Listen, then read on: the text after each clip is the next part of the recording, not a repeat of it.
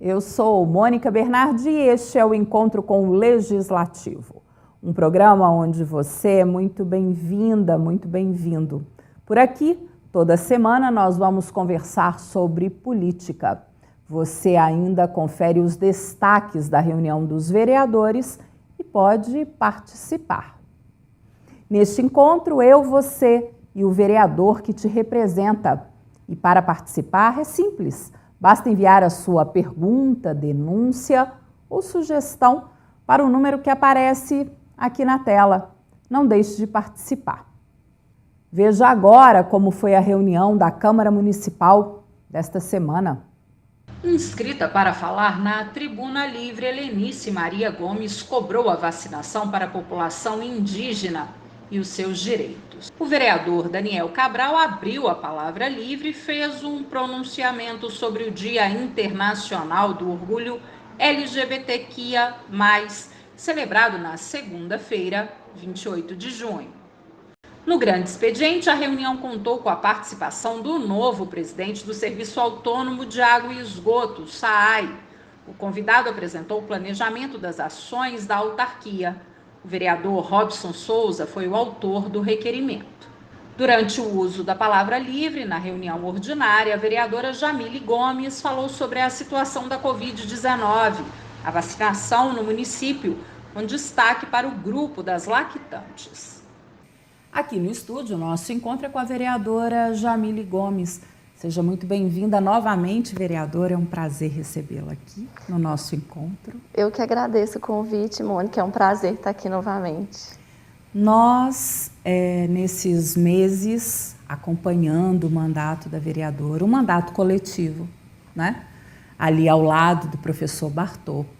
Queria iniciar falando um pouquinho da ideia do mandato coletivo. Compor com um homem, o mandato coletivo. O mandato coletivo, ele tem essa ideia de trazer mesmo as pessoas para essa vivência também da vereança, né? Os vereadores, o poder legislativo é onde a gente vê a maior participação, né? A maior presença das pessoas, porque nós somos as pessoas mais próximas, né? E do povo, e com isso a gente recebe mais demandas, a gente está mais em contato com as pessoas. Então, a ideia do mandato coletivo é envolver, né, criar mecanismos de participação para que a gente veja as pessoas envolvidas com a política no dia a dia, né, levando demandas, levando propostas e construindo um mandato que represente cada vez mais as pessoas e a vida das pessoas. Nós também estamos vendo uma vereadora extremamente atuante, cobrando a questão de igualdade. Igualdade das minorias, igualdade das mulheres, igualdade. E aí a gente entra na questão de gênero. Como é para a vereadora lidar com isso? Por que trazer tanto essa questão da igualdade? Ou das desigualdades tão gritantes? Essa questão das desigualdades, Mônica, é muito importante a gente falar disso o quanto mais for possível, porque pelo simples fato de que nós mulheres somos mais da metade da população e nós estamos subrepresentadas nesses espaços de poder. E esses espaços da política, né, o poder legislativo, o poder executivo, a Câmara dos Deputados, o Senado, esses são espaços muito importantes para a dinâmica da nossa vida, porque ali são decididas políticas importantes que vão afetar a nossa vida diariamente. Diretamente. Então é importante que ali, nesses espaços de construção, de decisão e de construção das políticas públicas, tenha o olhar das mulheres. Então, cada vez mais a gente precisa falar dessa questão da desigualdade, precisa falar da questão da violência política de gênero, porque a gente precisa de mulheres nos espaços da política. E para que a gente tenha mais mulheres nos espaços da política, a gente precisa nomear essas questões, essas violências que as mulheres vivem, para que a gente crie estratégias para sair disso e criar mecanismos para que as mulheres participem cada vez mais desses espaços de poder. Enquanto vereadora, jovem, nesses primeiros meses, a gente está quase com meio ano de mandato. O que você nos diria da sua vivência Tem sido como você imaginou? Você tem sentido essa questão do gênero neste momento, nestes momentos? Olha, tem sido um desafio enorme. Eu já imaginava que seria difícil, mas vivenciar o cotidiano do desafio, né? Isso gera um desgaste muito grande nas mulheres, principalmente. Então eu não imaginava de longe que ia ser tão desgastante, tão desafiador. Mas ao mesmo tempo eu me sinto muito motivada, sabe? Porque eu sei que a minha atuação, o meu olhar é importante na construção das políticas ali. Então, ao mesmo tempo que é desafiador, isso me motiva para que eu esteja ali, para que mais mulheres se referenciem e busquem esse espaço, sabe? Você acha que esta é uma questão cultural de uma sociedade machista e frente a muitas questões? Sim, é uma questão cultural, isso revela muito gritante as desigualdades de gênero na nossa sociedade, né? Não só no Brasil, mas em outros países. E falar sobre isso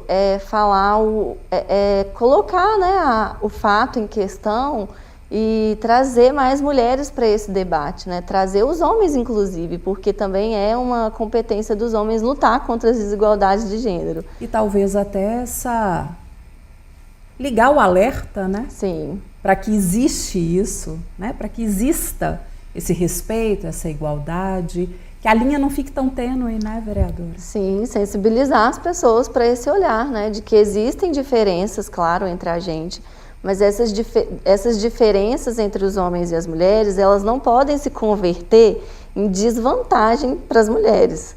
Então a gente precisa ter esse olhar atento para que os homens também estejam comprometidos na luta pela igualdade de gênero. E que não exista essa diferença em nada.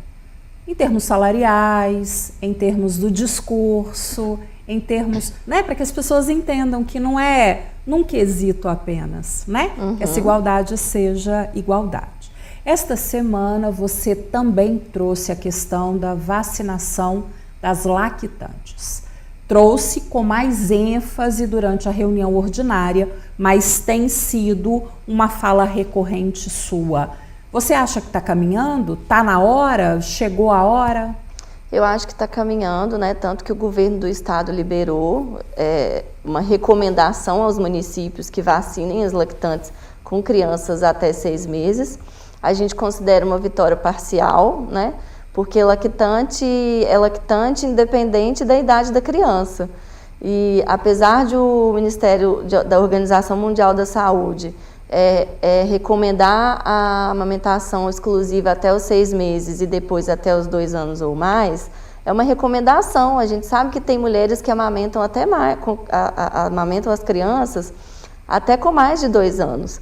Então, que essas mulheres também sejam consideradas, né, nesse recorte das lactantes.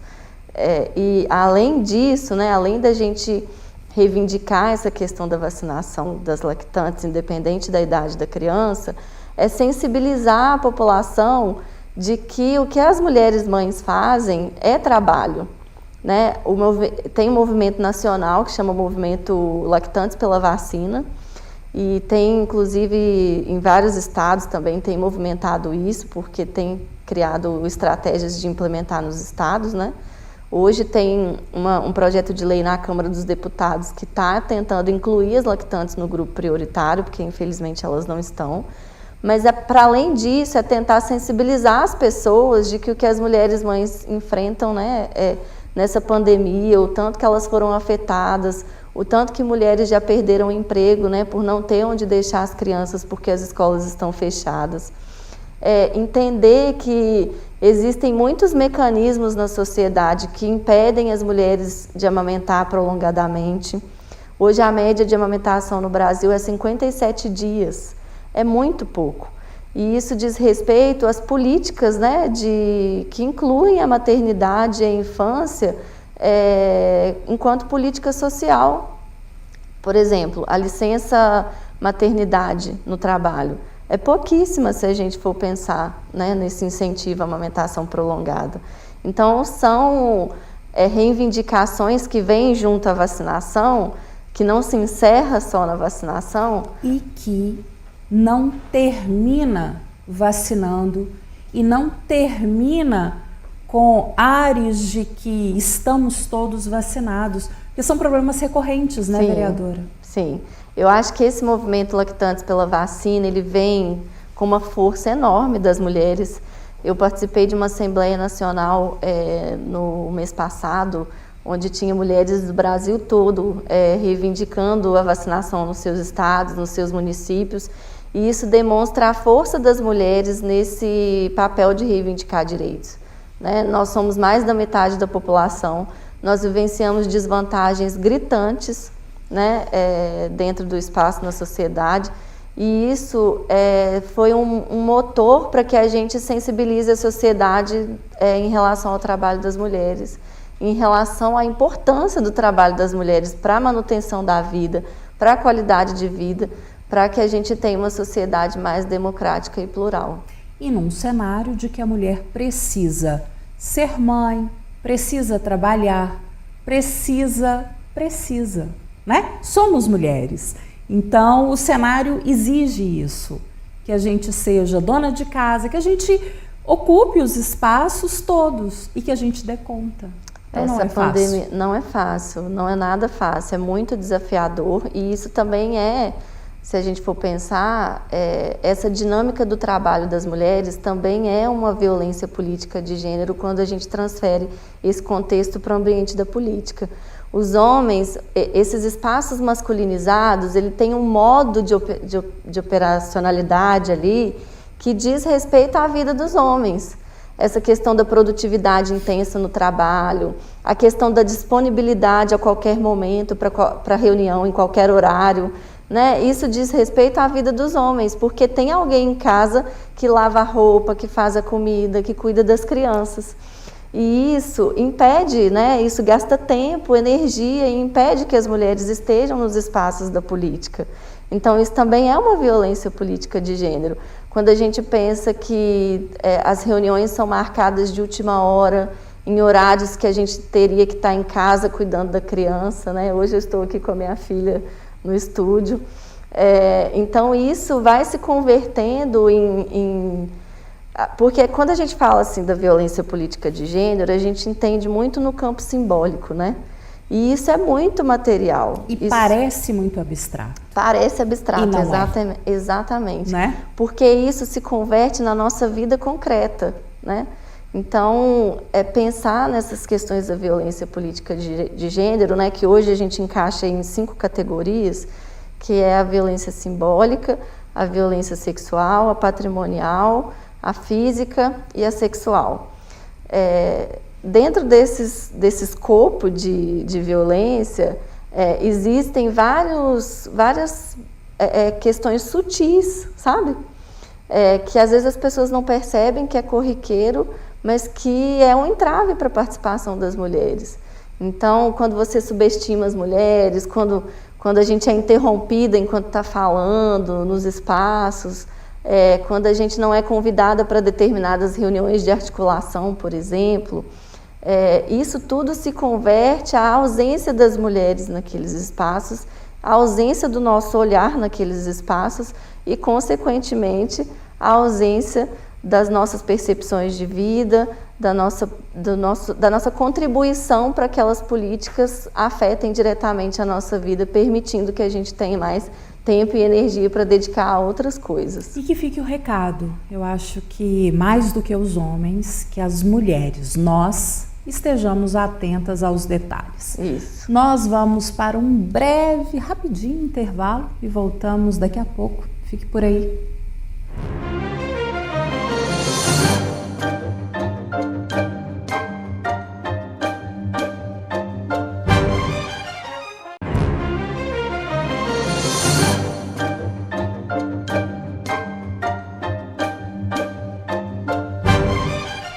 Estamos de volta e o encontro hoje é com a vereadora Jamile Gomes. Vereadora, terminamos o primeiro bloco falando em gênero, igualdade, desigualdade, falamos da vacinação das lactantes. Esta semana, na terça-feira, você fez algumas indicações relacionadas à saúde. UBS do bairro Santa Clara. Você diz que ficou assustada com a condição da UBS. Processo seletivo dos agentes comunitários de saúde. E aí ontem o secretário de saúde, Júlio Cota, esteve na Câmara, né, a convite do vereador Daniel, para fazer um balanço de como está a vacinação, a situação da pandemia na cidade e da saúde. Então eu queria que você fizesse um balanço seu, enquanto vereadora, da situação da saúde no município, porque o reflexo da pandemia é direto em todas as áreas e não vai deixar de ser na saúde. O que você tem para nos dizer? Olha, Mônica, quando a gente vai fazer essa avaliação da saúde no município, a gente não pode desconsiderar o contexto nacional. As pessoas às vezes discordam dessas análises, né, que a análise municipal ela é diferente, que ela é separada, mas não tem como, a gente tem um pacto federativo e isso impacta nas políticas municipais.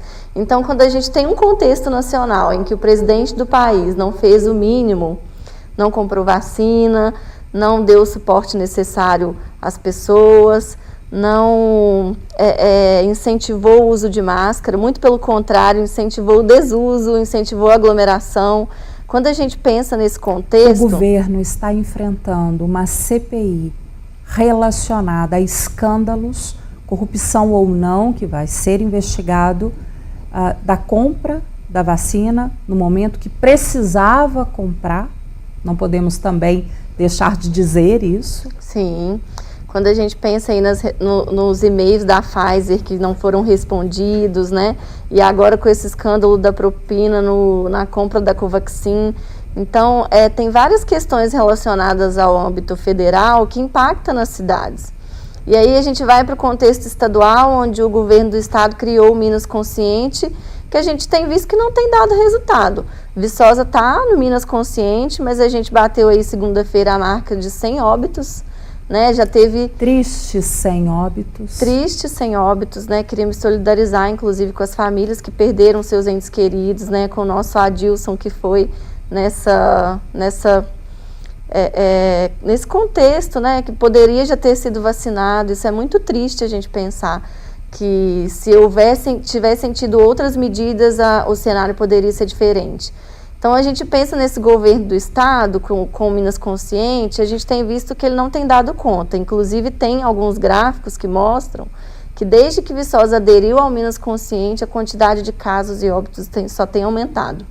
A gente chegou aí na semana passada a uma marca de 300 casos ativos, positivos em Viçosa. Batemos recorde, né? Isso é Durante muito perigoso. Durante toda a pandemia, maior número. Isso é muito perigoso. Se a gente for olhar a multiplicação ali de que cada caso pode virar 2, 3, né? Então isso é muito perigoso. Sem contar a subnotificação, né? A gente sabe que não está tendo teste para todo mundo. Exatamente. Cerca de 10% da população em Viçosa foi vacinada com a segunda dose. Então isso demonstra um cenário um pouco caótico. Quando eu fui visitar a UBS de Santa Clara, a pedido de uma agente comunitária de saúde, eu estava com a expectativa de chegar lá e ter havido uma melhora, sobretudo porque o vice-prefeito Tilu tinha ido fazer um relatório em todas as unidades básicas da cidade. Os vereadores acompanharam, Sim. Tiveram chance de acompanhar, inclusive relataram, né, sobre essas visitas, né? Sim, eu estive com o Tilu na UBS de Santa Clara e quando eu cheguei lá e vi o cenário caótico que estava, eu fiquei muito decepcionada e indignada, né? Porque no momento em que a gente vive uma crise sanitária, o mais importante é você se dedicar à atenção primária. Então, eu cheguei lá, o médico estava de férias, não tinha outro no lugar. As agentes comunitárias de saúde estavam realizando trabalhos de auxiliar administrativo e de enfermeiro, porque não tinha enfermeiro e não tinha auxiliar administrativo. A maca ginecológica está quebrada desde janeiro, quando eu visitei a UBS pela primeira vez. Então, assim, é um cenário que não contribui para a melhora, né, do contexto da Covid.